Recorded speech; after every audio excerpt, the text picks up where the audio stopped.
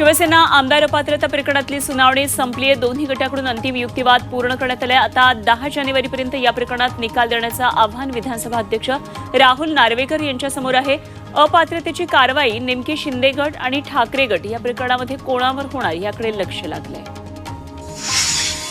Mob leaching प्रकरणामध्ये आता आरोपींना थेट फाशी होणार आहे। केंद्रीय गृहमंत्री अमित शहांनी लोकसभेत याविषयी माहिती दिली आहे। मॉब लिंचिंग संदर्भात लवकरच कायदा पारित करण्यात येणार आहे। लोकसभेत कायद्याविषयक 3 विधेयकांवर चर्चा सुरू असताना अमित शहांनी ही माहिती दिली आहे। राज्यसभा उपाध्यक्ष जगदीश धनखड यांच्या मिमिक्रीच्या व्हिडिओची चर्चा होते, मात्र खासदार निलंबनावर चर्चा का होत नाही असा सवाल काँग्रेसचे खासदार राहुल गांधींनी केला। टीएमसी खासदार राज्यसभा अध्यक्षांची मिमिक्री करत असताना राहुल गांधी व्हिडिओ शूट करत होते आणि यावरून टीका होते, तर मोदी शहा निवेदन का करत नाहीत असा सवाल राहुल गांधी यांनी केला आहे।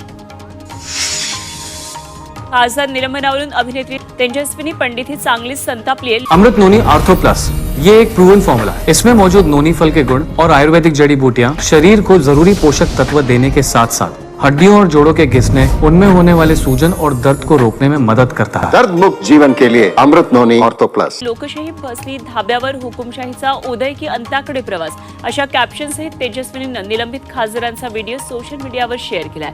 संसद गोंधळ प्रकरणात आतापर्यंत 141 खासदारांचं निलंबन करण्यात आलंय। यामध्ये सुप्रिया सुळे, अमोल कोल्हे यांचाही समावेश आहे।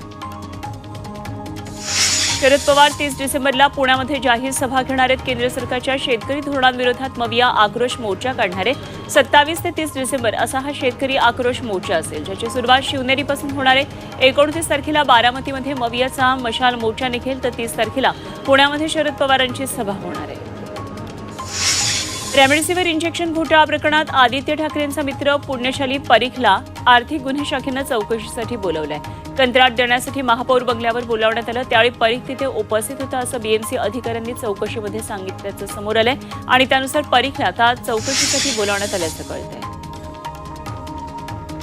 नवी मुंबईतल्या ठाकरे गटाचे शहर प्रमुख आणि माजी नगरसेवक तसंच कार्यकर्ते अशा 107 जणांनी शिंदे गटामध्ये प्रवेश केलाय।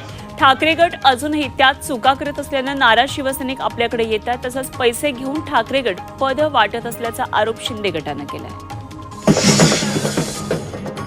कोल्हापूरमध्ये लोकार्पण सोहळ्यावरून राजकारण रंगले। पाईपलाईन योजनेसह धर्मवीर संभाजीराजे स्मारकाचा दुसऱ्यांदा लोकार्पण सोहळा होण्याची शक्यता आहे। थेट पाईपलाईन योजनेचं काँग्रेसचे आमदार सतेज पाटील यांनी लोकार्पण केल्यानंतर आता प्रशासनानं मुख्यमंत्र्यांच्या उपस्थितीत हा सोहळा आयोजित करण्याच्या हालचाली सुरू केल्या।